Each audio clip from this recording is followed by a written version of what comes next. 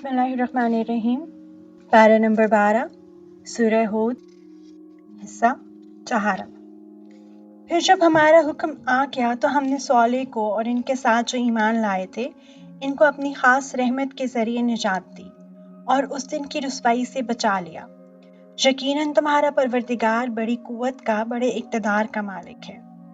और जिन लोगों ने जुल्म का रास्ता अपनाया था उनको एक चिंगार ने आ पकड़ा, जिसके नतीजे में वो अपने घरों में इस तरह ऊंधे पड़े रह गए जैसे कभी वहां बसे ही न थे। याद रखो कि समूद ने अपने रब के साथ कुफ्र का मामला किया था। याद रखो कि बर्बादी समूद ही की हुई। और हमारे फरिश्ते इंसानी शक्ल में इब्राहिम के पास बेटा पैदा होने की खुशखबरी लेकर आए। उन्होंने सलाम कहा, इब्राहिम ने भी सलाम कहा। फिर इब्राहिम को कुछ देर नहीं गुजरी थी कि वो इनकी मेहमानी के लिए एक भुना हुआ बछड़ा ले आए, मगर जब देखा कि उनके हाथ उस बछड़े की तरफ नहीं बढ़ रहे तो वो इनसे खटक गए और इनकी तरफ से दिल में खौफ महसूस किया। फरिश्तों ने कहा, डरिए नहीं, हमें आपको बेटे की खुशखबरी सुनाने और लूत के कौम के पास भेजा गया है। और इब्राहिम की बीवी खड़ी हुई थी, वो हंस पड़ी तो हमने उन्हें दोबारा इसहाक की और इसहाक के बाद याकूब की पैदाइश की खुशखबरी दी। वो कहने लगी, हाय, क्या मैं इस हालत में बच्चा जनूंगी कि मैं बूढ़ी हूँ और ये मेरे शौहर हैं जो खुद बुढ़ापे की हालत में हैं। वाकई ये तो बड़ी अजीब बात है।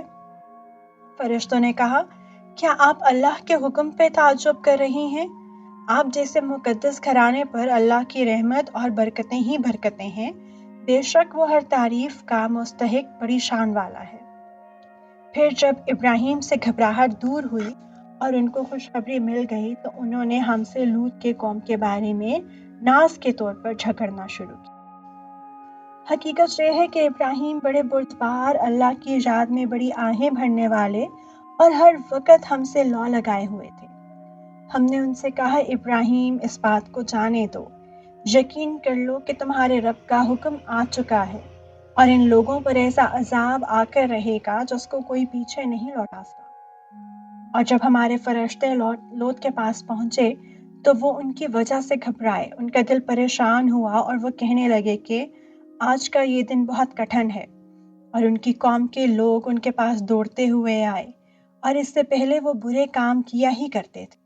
लूत ने कहा, ऐ मेरी कौम के लोगों, ये मेरी बेटियां मौजूद हैं, ये तुम्हारे लिए कहीं ज़्यादा पाकीज़ा हैं, इसलिए अल्लाह से डरो और मेरे मेहमानों के मामले में मुझे रुस्वा ना करो।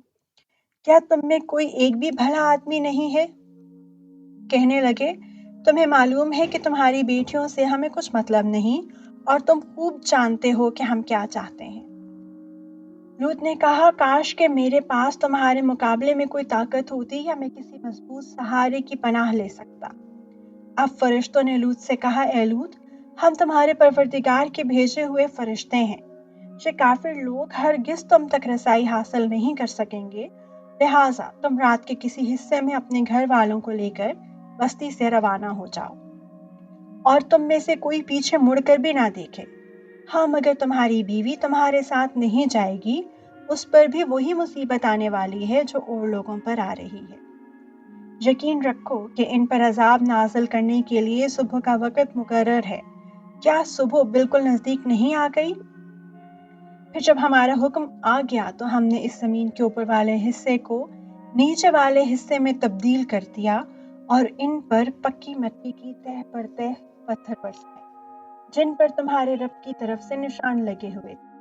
और ये बस्ती मक्का के इन जालिमों से कुछ दूर नहीं।